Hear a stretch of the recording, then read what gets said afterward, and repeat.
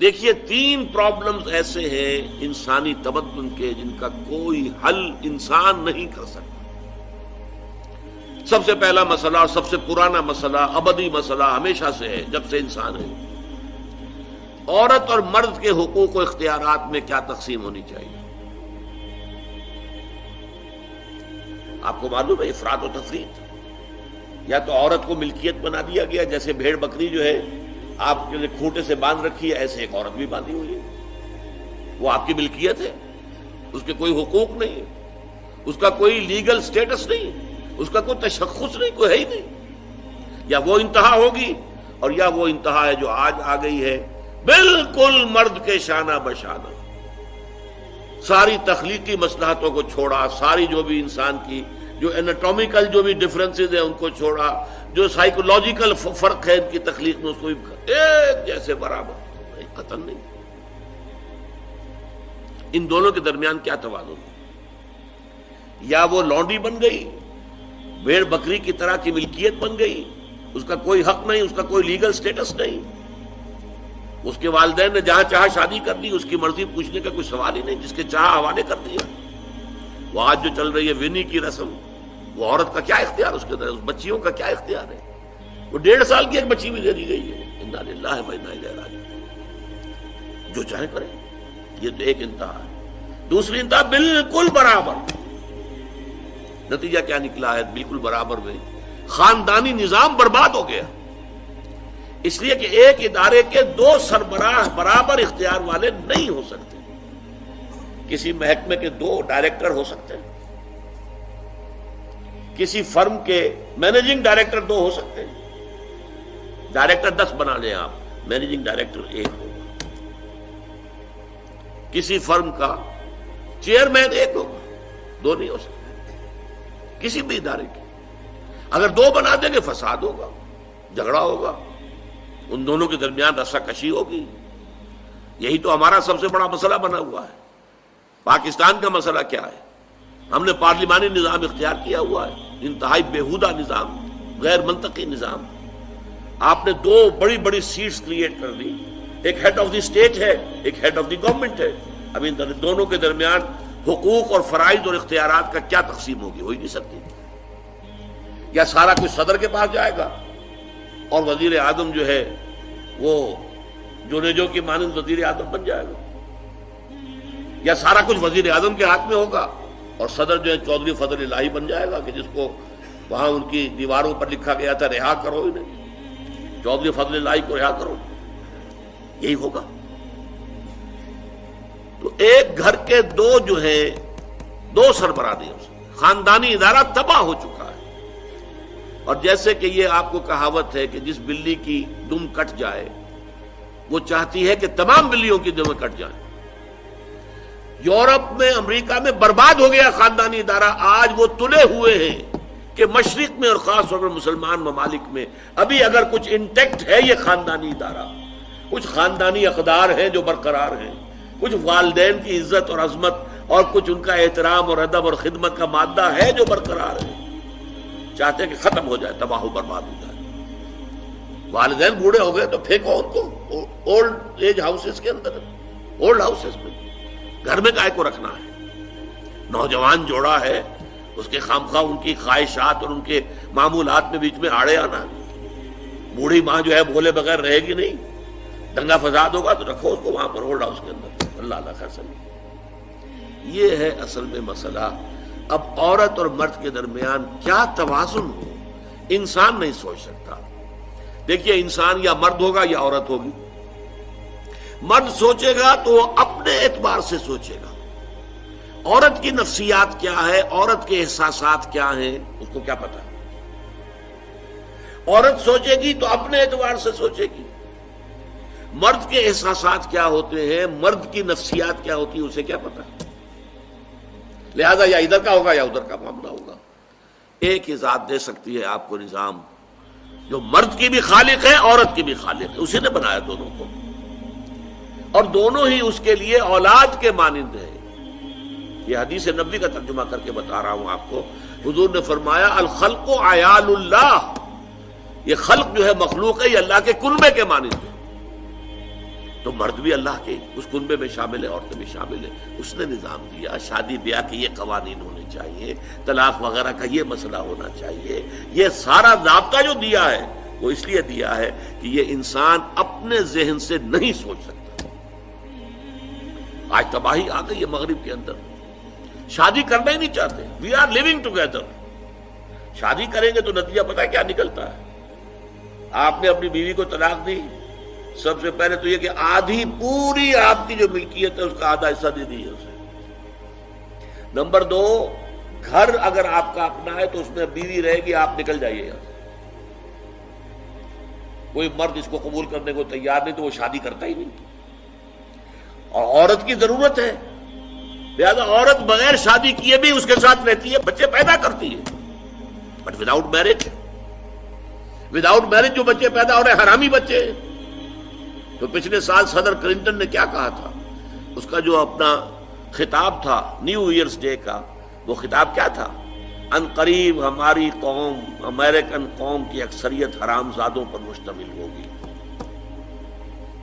یہ حرام زادہ ترجمہ کیا ہے میں نے، بورن وداؤٹ ویڈ لاک، شادی کے بندھن کے بغیر پیدا ہونے والے.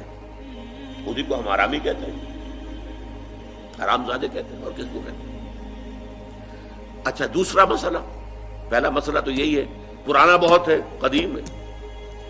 دوسرا مسئلہ، ایک ریاست ہے، ایک نظام ہے، اس کے کچھ اختیارات اور حقوق ہونے چاہیے. ایک عوام ہے، ان کے کچھ اختیارات ہونے چاہیے.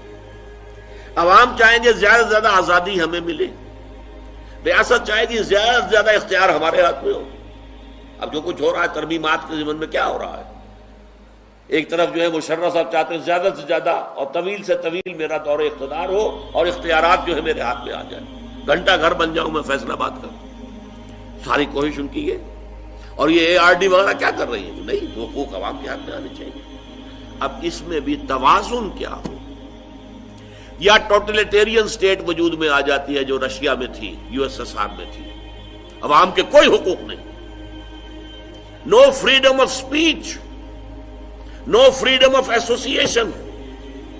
نہ تم اپنے خیالات کا اظہار کر سکتے ہو، نہ تم کو جماعت بنا سکتے ہو. یہ نظام تھا. کام کرو، ویجز لو، بس اللہ اللہ خیر اللہ. حیوانوں کی طرح پر کہ صرف راتب دے دیا جائے گا، باقی تمہیں کوئی تمہاری ایکسپریشن، کوئی اپنے خیالات کا اظہار، کوئی فریڈم آف ایسوسیشن نہیں. امریکہ دوسری انتہا پر، مادر پدر آزاد. 2 مرد شادی کرنا چاہتے کر لیں، ایک مرد بیوی ہو جائے گا اور ایک مرد شوہر ہو جائے گا. لیگلی قانون کے نزدیک ریکگنائزڈ ہوگا. ایک آزادی کی وہ انتہا. گیز، ہومو سیکشولز، وہ وہاں جلوس نکالتے ہیں، بڑے ٹھاٹ سے نعرے لگاتے ہوئے گزرتے ہیں. وہ ہنستے ہیں، ہم لوگوں پر ہنستے ہیں کہ پاگل لوگ ہیں جو اس کو ہومو سیکشولیٹی کو بری شے سمجھتے ہیں. اور نیو یارک کا جو میئر ہے وہ لیڈ کرتا ہے پروفیشن. کیوں کرتا ہے؟ اسے اگلا بھی الیکشن لڑنا ہے اور گیز کے ووٹس بہت ہیں. اس سے اندازہ کیجئے کہ کتنی پرسنٹیج وہاں گیز کی ہو چکی ہے، ہومو سیکشولز. یہاں تک کہ طے کر دیا گیا ہے مذہبی میدان میں بھی گیز کو اجازت ہے، وہ پادری بن سکتے ہیں. گیز ہیں، ہومو سیکشولز ہیں. فطرت کے خلاف کام یا وہ آزادی ہے. تو کہاں ہے بیلنس؟ انسانی ذہن کے لیے ناممکن ہے اس بیلنس کا تلاش کرنا. نمبر 3، سرمایہ اور محنت. پروڈکشن جو بھی ہوتی ہے 2 چیزوں سے ہوگی. سرمایہ دار تھا، اس نے کارخانہ لگایا ہے، اتنے کروڑ روپے لگا دیے ہیں، یہ کیا ہے، وہ کیا ہے، یہ سرمایہ ہے. لیکن وہ کیا کر لے گا اکیلا؟ 10,000 آدمی کام کر رہا ہے، لیبر ہے. اب جو کچھ بھی بن رہا ہے، جو پروڈکٹ بن رہا ہے اور جو اس سے آمدنی ہو رہی ہے، اس میں دونوں کے حصہ ہے، لیبر کا بھی حصہ ہے اور سرمایہ کا بھی حصہ ہے. لیکن منافع میں کتنا حصہ سرمایہ کا ہوگا، کتنا لیبر کا ہوگا، کون طے کرے گا؟ یا تو سرمایہ داری بن جائے گی، سب میں تو آپ کو 10 روپے دے سکتا ہوں ڈیلی ویج، منظور ہے تو کام کیجئے ورنہ چاہیے دفع ہو جائے گی.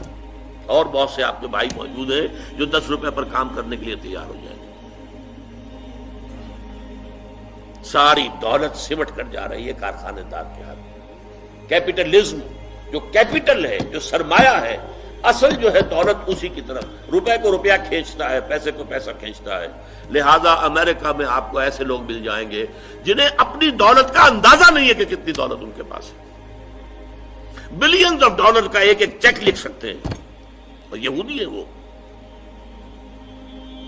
دوسری طرف امریکہ میں آپ کو گھیٹوز مل جائیں گے، گھیٹوز، اور ایک ہی جزیرہ ہے مینہٹن، وہ 11 میل لمبا ہے، چوڑائی کہیں 2-3 میل ہے، کہیں ذرا زیادہ ہے۔ اس کے ساؤتھ میں جہاں یہ 2 بڑے بلڈنگیں کھڑی تھی جو گرائی ہیں، جو بھی تھے دہشت گرد، یہاں پر یہ اس کا ریچسٹ حصہ ہے، پوری دنیا کی دولت یہاں جمع ہے، سارے بینک وہاں ہیں۔ اور اسی جزیرے کے شمالی علاقے کے اندر گھیٹوز ہیں، افرو امریکنز، کالے امریکی، یوں سمجھیے کہ سب ہیومن لیول پر رہ رہے ہیں، حیوانوں کی طرح زندگی گزار رہے ہیں۔ یہ ڈسپیرٹی نظر آ جائے گا تو اب عدل و انصاف کی کیا شکل ہو؟ یا وہ ہے جو رشیا میں اور USSR میں تھا، یا یہ ہے جو امریکہ میں اور اس کے الائز کے اندر ہے۔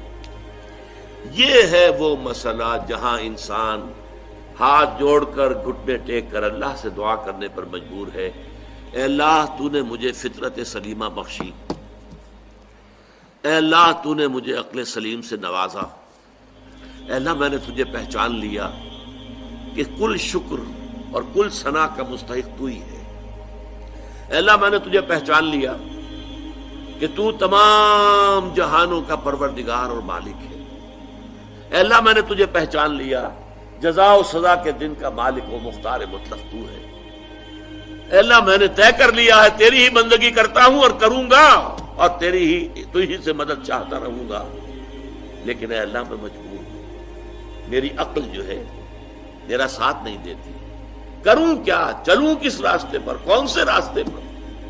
یہ عملی حصہ ہے دین کا، وہ سارا تھا فکری، نظری، ایمانی حصہ، الحمدللہ رب العالمین الرحمن الرحیم مالک یوم الدین، یہ کیا ہے؟ یہ ایمانی، فکری، نظریاتی حصہ ہے۔ عملی حصہ کیا؟ اہدنا الصراط المستقیم، ہمیں سیدھے راستے کی ہدایت بخش، صراط الذین انعمت علیہم، راستہ ان کا جن پر تیرا انعام ہوا، تیرے پسندیدہ بندے جو ہوئے،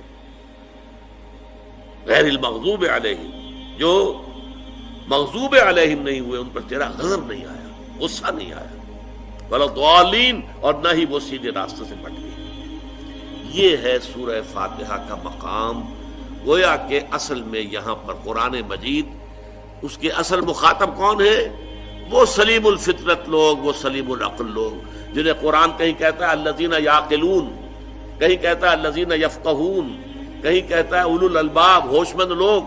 یہ وہ لوگ ہیں کہ قرآن مجید اصل میں ان سے مخاطب ہے، اور وہ خود سفر طے کر کے اللہ کی ذات تک، معرفت خداوندی تک تو پہنچ گئے ہیں، لیکن اب عملی زندگی کے اندر رہنمائی کے لیے درخواست کر رہے ہیں، اہدنا الصراط المستقیم صراط الذین انعمت علیہم غیر المغضوب علیہم ولا الضالین۔ یہی وجہ ہے کہ فوراً سورہ بقرہ شروع ہوتی ہے، الف لام میم ذالک الکتاب لا ریب فیہ ھدی للمتقین، یہ ہدایت ہم تمہیں دے رہے ہیں۔